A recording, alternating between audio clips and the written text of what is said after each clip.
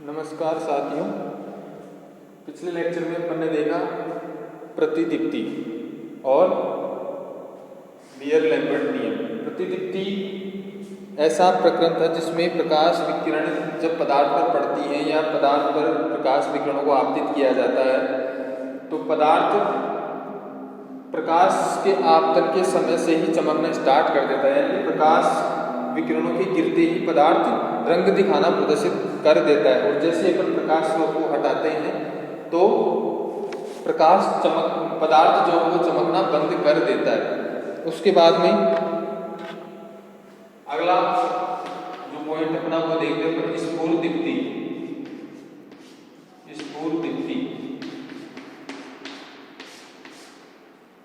स्फुरदीप्ति जो है प्रतिदीप्ति गुण से थोड़ा अलग गुण है। स्फुरदीप्ति फॉस्फोरेंस। स्फुरदीप्ति ऐसा प्रक्रम है जिसमें प्रकाश स्रोत के द्वारा किसी पदार्थ पर यदि प्रकाश विकिरणों का आपतन किया जाता है या प्रकाश विकिरणें डाली जाती हैं तो पदार्थ जो है वो तुरंत चमकने नहीं लगता या तुरंत रंग दिखाने नहीं लगता, यानी कि उसमें थोड़ा सा समय लगता है, यानी कुछ समय पश्चात पदार्थ जो है वो रंग दिखाना स्टार्ट करता है, चमकना स्टार्ट करता है।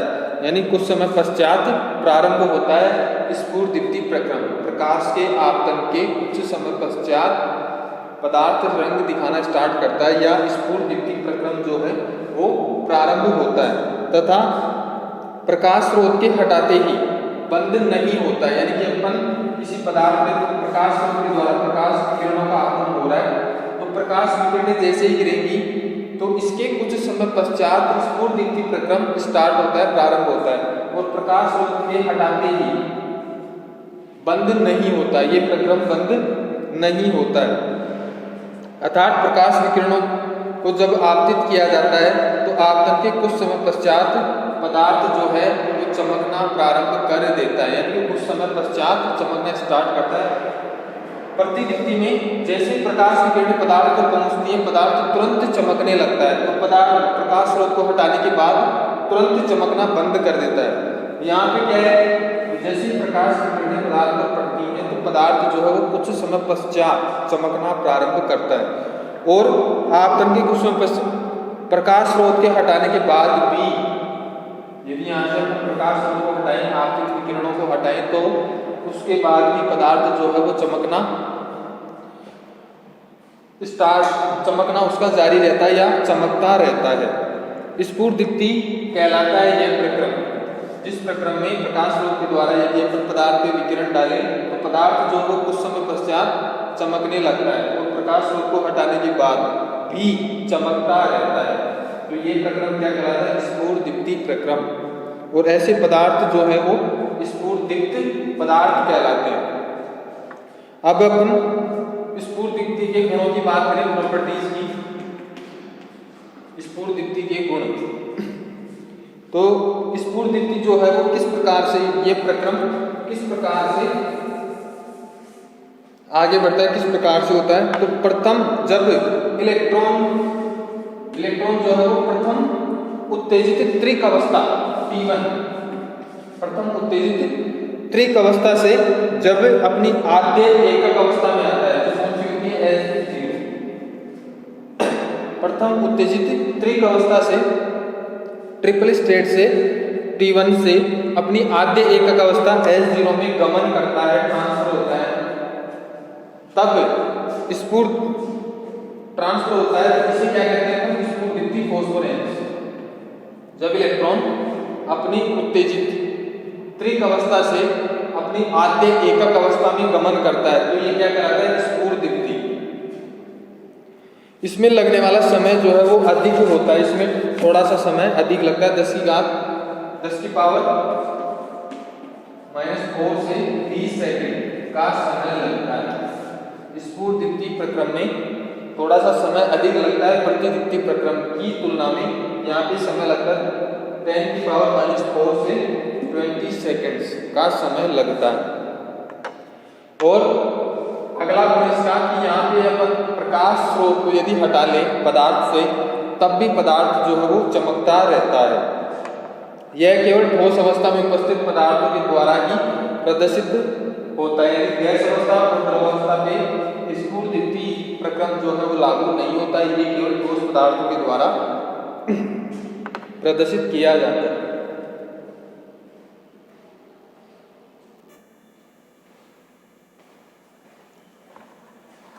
तो यहाँ पे अगला जो होता है इसका होता है, इसमें समय अधिक लगता है और प्रकाश स्रोत को हटाने पर भी स्फुरदीप्ति प्रक्रम जारी रहता है, और ये ठोस अवस्था में उपस्थित पदार्थ के द्वारा ही प्रदर्शित किया जाता है और पराबैंगनी व बैंगनी क्षेत्र में प्रदर्शित होता है। पराबैंगनी और बैंगनी क्षेत्र में प्रदर्शित होता है। ये था अपना स्फुरदीप्ति फोस्फोरेंस। इसके बाद अपन स्टार्ट करेंगे प्रकाश रसायन के नियम। प्रकाश रसायन के नियम। प्रकाश रसायन के नियम। तो प्रकाश रसायन का प्रथम नियम है, सबसे पहले प्रकाश नियम, प्रकाश रसायन का पहला नियम, प्रकाश रसायन का प्रथम नियम है ग्रोथस ड्रेपर का नियम। ग्रोथस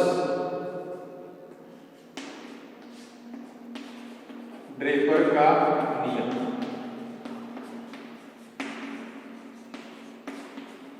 ग्रोथस ड्रेपर का नियम जो प्रकाश रसायन का पहला नियम है, प्रथम नियम है।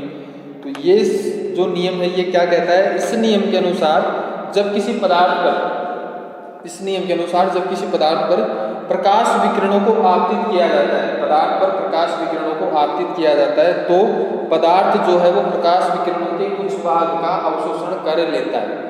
यानी किसी पदार्थ पर यदि अपन प्रकाश विकिरण आपतित करें तो ये जो पदार्थ है ये विकिरणों के कुछ भाग का अवशोषण कर लेता है, जिससे उसमें उपस्थित अणु सक्रिय होकर उत्पाद का निर्माण करते हैं। अब विकिरणों के अवशोषण के कारण पदार्थ में उपस्थित जो अणु हैं ये अणु एक्टिव होके प्रोडक्ट का निर्माण करते हैं, उत्पाद का निर्माण करते हैं, तथा प्रकाश का परावर्तित व निर्गमित जो ट्रांसफर हो रहा है, आर पार ट्रांसफर हो रहा है, वो और परावर्तित भाग या परावर्तित प्रकाश जो है इनका प्रकाश रासायनिक अभिक्रियाओं में कोई योगदान नहीं होता या कोई योगदान नहीं करते हैं। परावर्तित व निर्गमित भाग जो है वो प्रकाश रासायनिक अभिक्रिया के संपन्न होने में कोई योगदान नहीं करते हैं। केवल यहाँ पे प्रकाश रासायनिक अभिक्रिया किसके द्वारा संपन्न हो रही है, जो विकिरण पदार्थ के द्वारा अवशोषित किए गए हैं, यानी जो विकिरण अवशोषित किए जा रहे हैं पदार्थ के अणुओं के द्वारा, केवल वे विकिरण ही प्रकाश रासायनिक अभिक्रिया को संपन्न करने में भाग लेते हैं। परावर्तित भाग, प्रकाश का परावर्तित भाग और पारगमित भाग जिसको अपन निर्गमित बोलते हैं, ट्रांसमिटेड, इन दोनों ही भागों का प्रकाश रासायनिक अभिक्रियाओं में कोई योगदान नहीं होता है, और इसे ही क्या बोलते हैं अपन, ग्रोथस ड्रेपर का नियम, जो प्रकाश रसायन का प्रथम नियम है, ग्रोथस ड्रेपर का नियम कहलाता है। अब इसके अनुसार यदि अवशोषित फोटोनों की संख्या, जो फोटोन पदार्थ के अणुओं द्वारा अवशोषित किए जा रहे हैं, उन फोटोनों की संख्या अधिक होती है तो अभिक्रिया का वेग जो है वो अधिक होता है, अभिक्रिया का वेग अधिक होगा। इस कंडीशन में यदि यहाँ पे अवशोषित फोटोन जो है उनकी संख्या अधिक है, यानी ज्यादा फोटोन अवशोषित किए जा रहे हैं पदार्थ के द्वारा, पदार्थ के अणु के द्वारा, तो यहाँ पे अभिक्रिया का वेग भी जो है वो क्या होगा, ज्यादा होगा, बढ़ा हुआ होगा।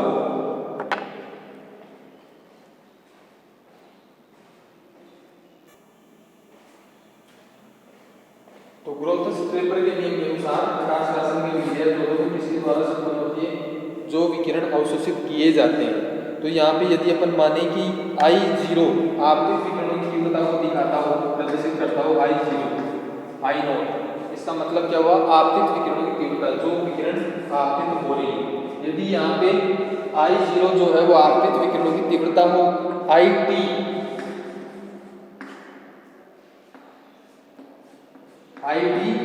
ट्रांसमिटेड पारगमित विकिरणों की तीव्रता हो, जो विकिरण आर पार गुजर जाती है पदार्थ से, उन विकिरणों की तीव्रता IT और IAP अवशोषित विकिरणों की तीव्रता हो, तो यहाँ पे पदार्थ के द्वारा अवशोषित विकिरणों की तीव्रता क्या होगी, IAB अवशोषित विकिरणों की तीव्रता हो, तो यहाँ पे अवशोषित विकिरणों की तीव्रता क्या होगी, पदार्थ के द्वारा अवशोषित विकिरणों की तीव्रता क्या होगी, यहाँ पे IAB बराबर अवशोषित विकिरणों की तीव्रता, यानी कि कितने विकिरण अवशोषित किए। I0 क्या है, आपतित विकिरणों की तीव्रता, जो कंप्लीट टोटल विकिरण है अपने पास, IT जो इसके आर पार हो रही है, IT और IAB जो इस पदार्थ के द्वारा अवशोषित की जा रही है विकिरण, उनका मान निकालना अपने को किस प्रकार से होगा, IAB बराबर I0 क्या है, आपतित विकिरणों की तीव्रता, यानी टोटल विकिरण I0, इसमें से माइनस हो जाएगी कौन, IT जो आर पार हो चुकी, पारगमन हो चुकी IT, IAB बराबर I0 minus IT, I0 minus IT, ये अपना पहला समीकरण। यहाँ पे IR जो है रिफ्लेक्टेड परावर्तित, उसका मान नगण्य होता है, IR नेग्लिजिबल नगण्य होता है, इससे क्या है, बहुत कम विकिरण होती है जो परावर्तित हो पाती है, तो यहाँ पे IR को नेग्लेक्ट माना गया है। तो उस कंडीशन में यदि अपने पास आपतित विकिरणों की तीव्रता I0 या कुल विकिरणों की तीव्रता I0, IT ट्रांसफर जो इसके आर पार हो रही है, ट्रांसमिटेड हो रही है, IAB जो इस पदार्थ के द्वारा अवशोषित की जा रही है, तो अपने को इस पदार्थ के द्वारा जो अवशोषित की जा रही है उन विकिरणों की तीव्रता निकालनी है, तो IAB बराबर जो टोटल है कुल है I आपतित विकिरण है उनमें से माइनस करेंगे किनको, जो पारगमित हो रही है, ट्रांसमिटेड हो रही है, I0 minus IT, I0 minus IT, पहला समीकरण।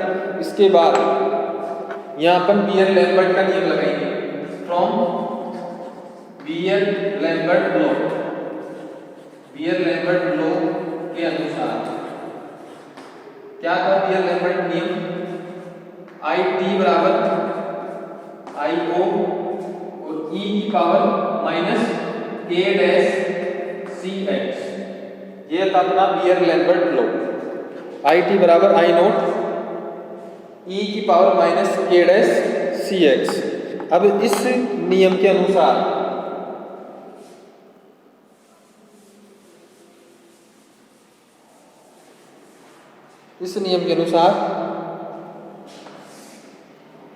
बियर लैम्बर्ट नियम के अनुसार ये जो समीकरण थी इसमें चेंज हो जाएगी, IAB बराबर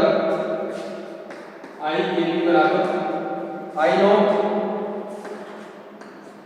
माइनस IT, और IT बराबर यहाँ क्या होता है, I नॉट E की power minus A dash CX, यानी कि अपन IT की जगह क्या लिख सकते हैं, I नॉट E की power minus A dash CX, I naught E की power minus A dash CX, यानी कि अब क्या हुआ, IAB बराबर I नॉट माइनस या I0 IO minus IO E की power minus A dash CX, ये अपना दूसरा समीकरण। इसके बाद IAB बराबर आगे सोल्व करेंगे इसको, IAB बराबर I नॉट 1 माइनस E की power minus A dash CX, ये समीकरण 3। और समीकरण 3 क्या है, ग्रोथस-ड्रेपर का नियम जो है उसको सिद्ध करती है, यानी कि ग्रोथस-ड्रेपर के नियम के अनुसार यहाँ पे IAB बराबर I not IO 1 minus E की power minus A dash CX, ये समीकरण नंबर 3। ये क्या अपना ग्रोथस-ड्रेपर का नियम, यानी कि इसने क्या कहा कि जो पदार्थ के द्वारा अवशोषित विकिरण है उनकी तीव्रता निकाली, तो कैसे निकाली, आपतित विकिरणों की तीव्रता में से जो ट्रांसमिटेड हो रही है उन विकिरणों की तीव्रता को माइनस किया, उसके बाद बियर लैम्बर्ट नियम के आधार पर IT बराबर I0 E की power minus A dash CX, ये क्या था, बियर लैम्बर्ट लॉ। तो ये नियम लगाने के लिए यहाँ पे क्या बनेगा, IAB बराबर I नॉट माइनस IT की जगह पर क्या रख सकते हैं, I नॉट E की power minus A dash CX, उसके बाद इसको सोल्व किया तो IAB बराबर I नॉट 1 माइनस E की power minus A dash CX, ये था ग्रोथस-ड्रेपर का नियम। अब इस नियम की जो लिमिटेशन थी, सीमाएं थी, वो क्या थी कि यह नियम जो है वो केवल गुणात्मक होता है, यह नियम केवल गुणात्मक नियम है, इसलिए इस नियम के दौरान यह ज्ञात नहीं होता है कि कितने फोटोनों का अवशोषण होता है या कितने अणु उत्तेजित होते हैं। यहाँ पे बताया गया है कि फोटोन अवशोषित किए जाते हैं अणुओं के द्वारा, लेकिन यहाँ पे ये नहीं पता चलता, यानी कि ये एक तरह से गुणात्मक नियम है कि कितने फोटोन अवशोषित किए जा रहे हैं और कितने अणुओं के द्वारा अवशोषित किए जा रहे हैं। दूसरी कमी थी इसकी, यह नियम केवल प्राथमिक या प्रथम प्रकाश रासायनिक प्रक्रमों या अभिक्रियाओं पर ही लागू होती है, जबकि द्वितीयक प्रकाश रासायनिक प्रक्रमों के लिए यह नियम लागू नहीं होता है या ये नियम प्रयुक्त नहीं होता है। इसके बाद प्रकाश रसायन का अगला नियम या दूसरा नियम जो है उसको देखेंगे अपन। यहाँ पे लिमिटेशन थी इसकी, गुणात्मक नियम है, प्रोसेस ब्रेकर का नियम और प्राथमिक रासायनिक अभिक्रियाओं पर ही लागू होता है। दूसरा नियम था प्रकाश रसायन का, द्वितीय नियम के नाम से जाना जाता है स्टार्क आइंस्टीन का नियम। स्टार्क आइंस्टीन का नियम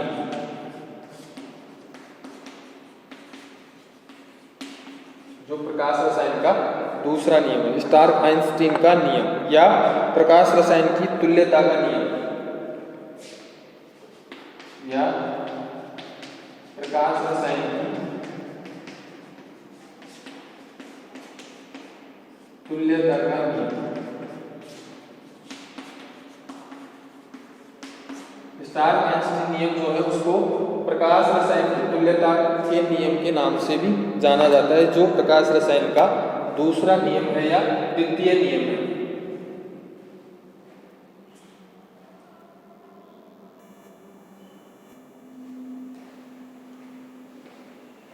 यहाँ होगा अपना प्रकाश रसायन की तुल्यता का नियम या दूसरा नियम या स्टार्क आइंस्टीन का नियम। अब इस नियम के अनुसार जब किसी पदार्थ पर प्रकाश विकिरण का आपतन किया जाता है, प्रकाश विकिरण आपतित की जाती है, तो पदार्थ का एक अणु जो है, पदार्थ का एक अणु एक फोटोन का अवशोषण कर उत्तेजित हो जाता है और उत्पाद का निर्माण करता है। यानी कि इस नियम के अनुसार पदार्थ का एक अणु एक फोटोन का अवशोषण कर एक्साइटेड हो जाता है, उत्तेजित हो जाता है और उत्पाद का निर्माण करता है। इसे ही क्या कहा गया, या इसे ही अपन क्या बोलते हैं, स्टार्क आइंस्टीन का नियम कहते हैं। स्टार्क आइंस्टीन नियम ने या स्टार्क आइंस्टीन ने क्या कहा कि पदार्थ का जो अणु है वो एक अणु एक फोटोन का अवशोषण कर उत्तेजित हो जाता है तथा प्रोडक्ट का निर्माण करता है। ये स्टार्क आइंस्टीन का नियम कहलाता है।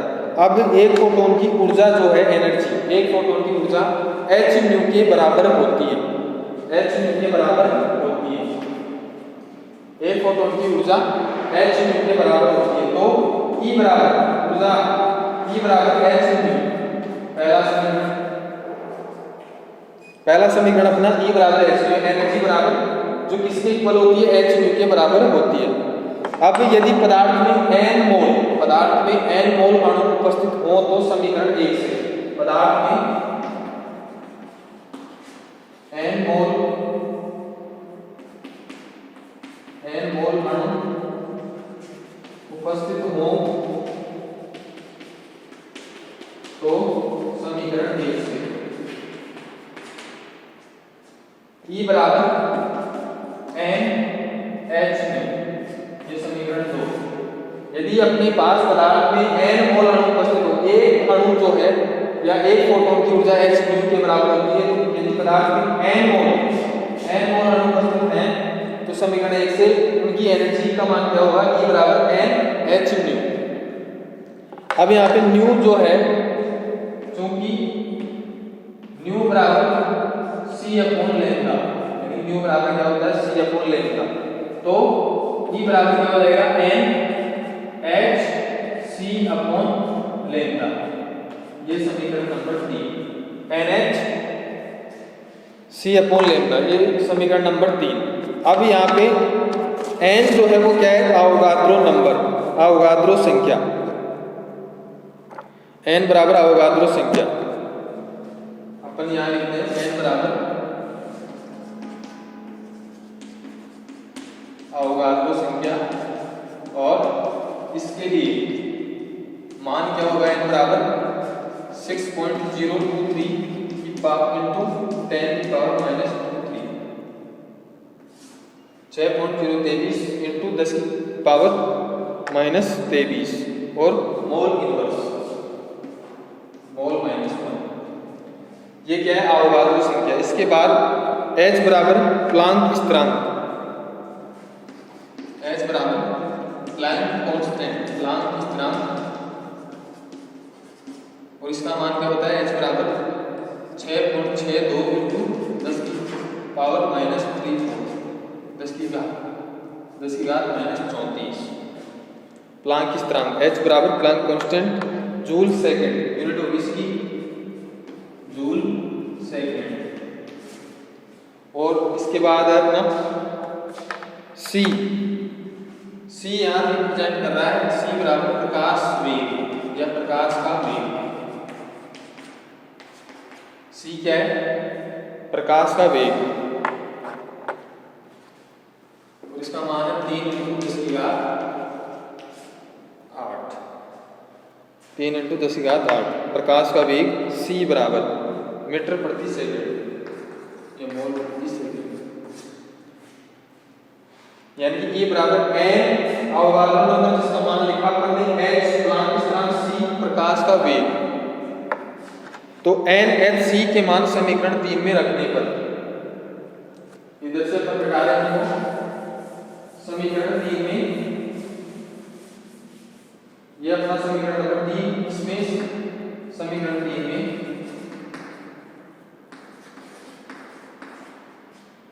NHC के मान रखने पर, NHC के मान रखने पर, तो E बराबर n का मान है 6.023 × 10 की पावर -3 इंटू H का मान है 6.62 इंटू 10 की पावर -34 इंटू C का मान है 3 इंटू 10 की power 8 upon lambda, upon lambda. क्या निकल के आएगा मान कैलकुलेशन करने पर? E बराबर 119.61 678 की पावर 678 इंटू 10 की पावर -3, 10 की power -3 joule mole inverse upon lambda, joule mole inverse. ये है E का मान, इसके लिए